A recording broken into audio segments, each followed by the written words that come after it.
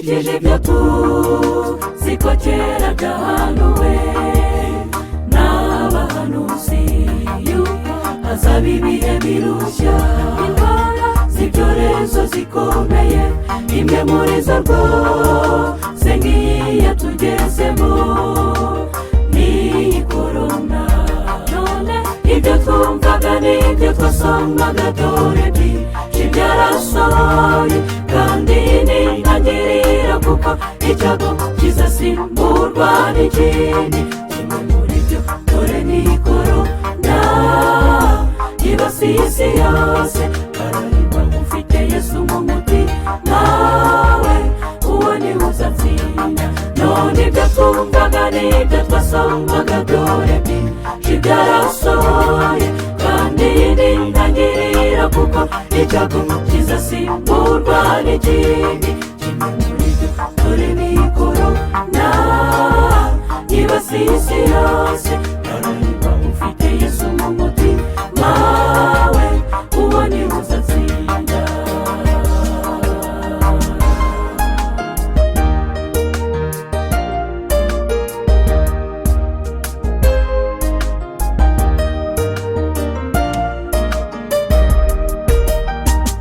Sinzi niba wigeze usubiza amaso inyuma, utekereza ko buri kinyejana cyose imbere y'amaso yacu nta na kimwe kitatwibukije kwiyunga n'Imana yacu by'ukuri.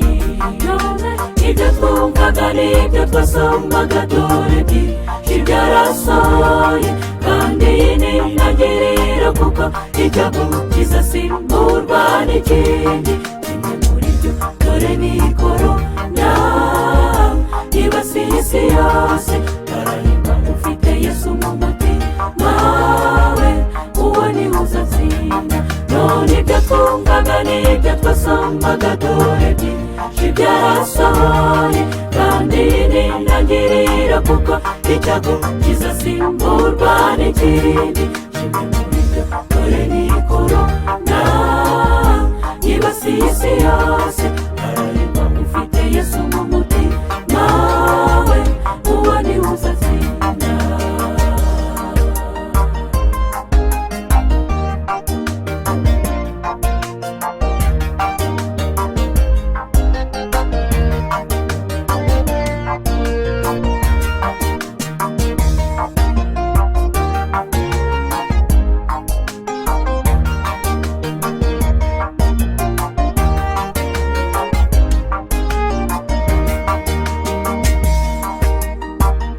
Gitare gikomeye muremyi wa byose ngwino udutabare, kuko mu mbaraga za kimuntu ntitwabasha guhangana n'isi.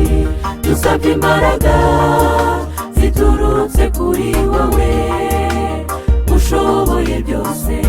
None ibyo twumvaga n'ibyo twasomaga dore byinshi byarasohoye, kandi ntintangirira kuko icyago kizasimburwa n'ikindi. Kimwe muri byo dore ni korona yibasiye isi yose. Barahirwa ufite Yesu mu mutima we, uwo niwe uzatsinda. None ibyo twumvaga n'ibyo twasomaga dore byinshi byarasohoye, kandi ntintangirira kuko icyago kizasimburwa n'ikindi. Kimwe muri byo dore ni korona yibasiye isi yose. Barahirwa ufite Yesu mu